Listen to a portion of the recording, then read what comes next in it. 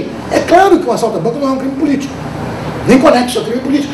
Embora na definição do crime conexo ao crime político ele entre, totalmente, já que ele é feito para obter, era feito para buscar fundos e tal. Então, os pobres, os velhos assaltantes, que de repente tinham uns garotos ali que falavam inglês e que estavam no mesmo ramo, que eles não entendiam direito, que eram... eles não foram iniciados. Olhando hoje, por acaso hoje eu dei uma olhada na secção da energia, que nós tínhamos um encontro com o Jacobs sobre isso de manhã,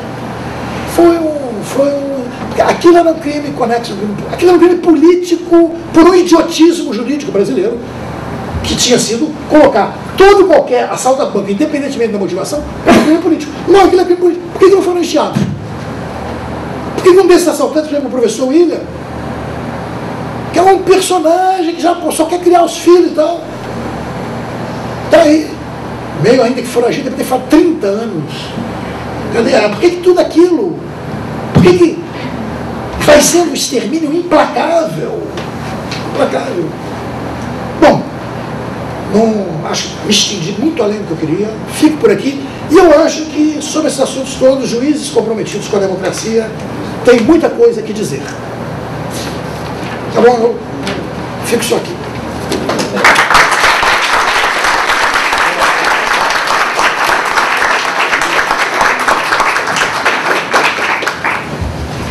Agora eu vou dar a palavra para a Bela.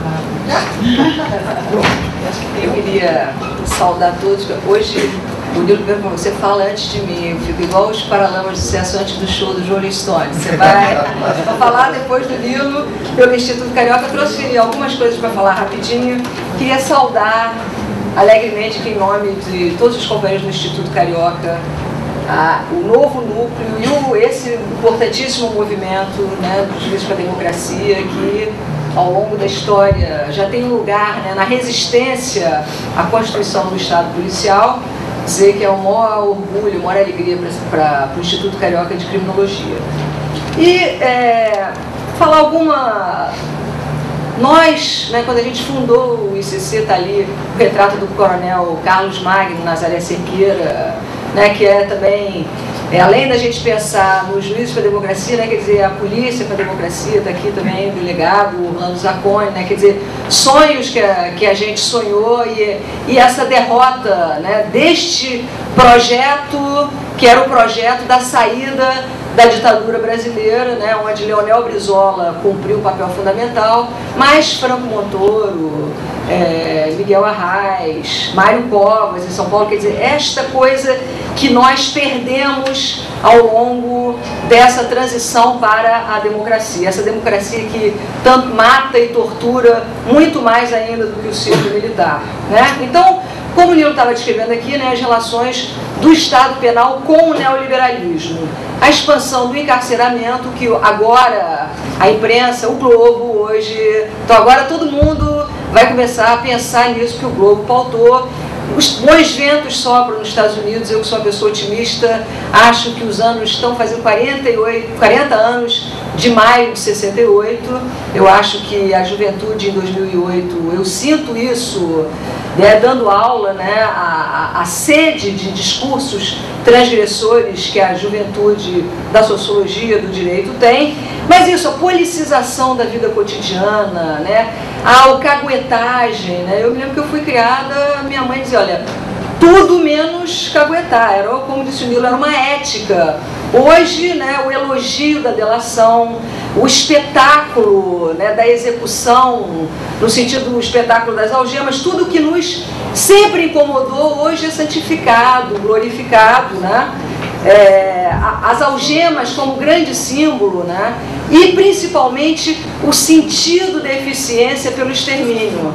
Então, por exemplo, a chacina do PAN, a chacina do Alemão, que teve um dia de 19 mortos, mas que já somam 100, porque ainda se mata no Alemão, ainda a inauguração das obras do PAC foi a morte de uma criança na Rocinha, né? Tudo isso nos leva tá pensando que o Estado policial, a policização e principalmente a policização da academia e a policização interna, né? Eu estava dizendo que o sentido da eficiência da operação na Alemanha, na Alemanha foi o número de mortos. Tem nenhum sentido em termos de segurança pública, as crianças ficaram 60 dias sem aula, já chegamos a 100, mas hoje em dia a Zona Sul fascistizada do Rio de Janeiro, ela aplaude o número de mortos. Então a truculência é o sentido da eficiência. Lógico que se os mortos forem pobres, né? Eu fiquei chocada com o caso de São Paulo agora, do menino que atropelou um servente, graças a Deus o servente já saiu do hospital.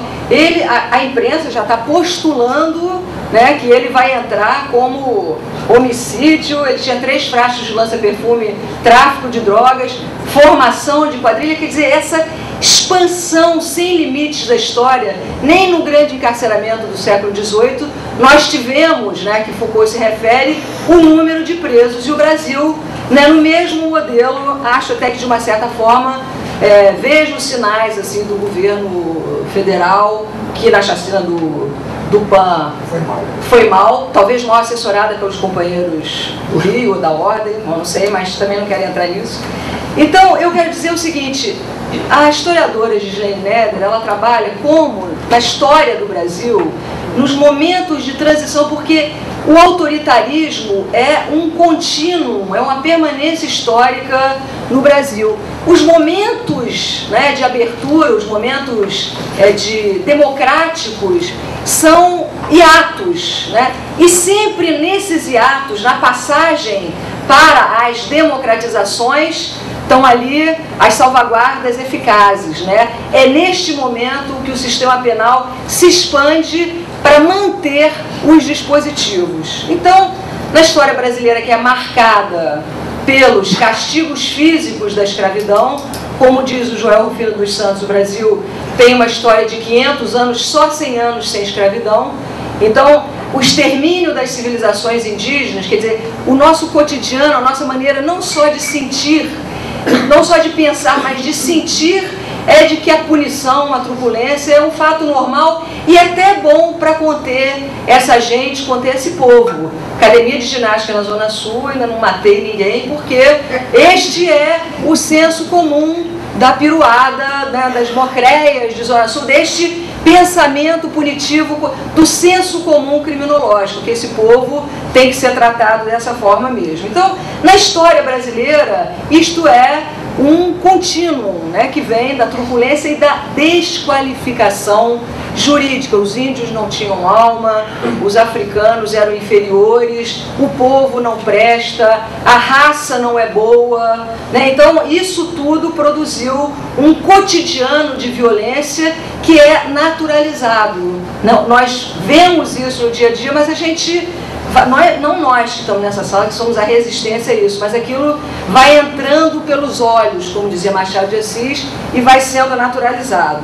Então, para fechar, eu acho que a coisa principal desse encontro, eu acho que a principal estratégia e a principal tarefa de nós que nos propomos, eu acho que novos tempos estão surgindo. A gente viu ontem a propaganda do Obama para os latinos no Texas, era anos 60 puro, era em preto e branco e mostrava os iraquianos sendo bombardeados. Quer dizer, não era uma coisa só dizer, olha, os soldados americanos estão, nossos rapazes, que também são rapazes, mas era uma visão. Então eu acho que nesse momento, o que nós temos que desmontar é o dogma da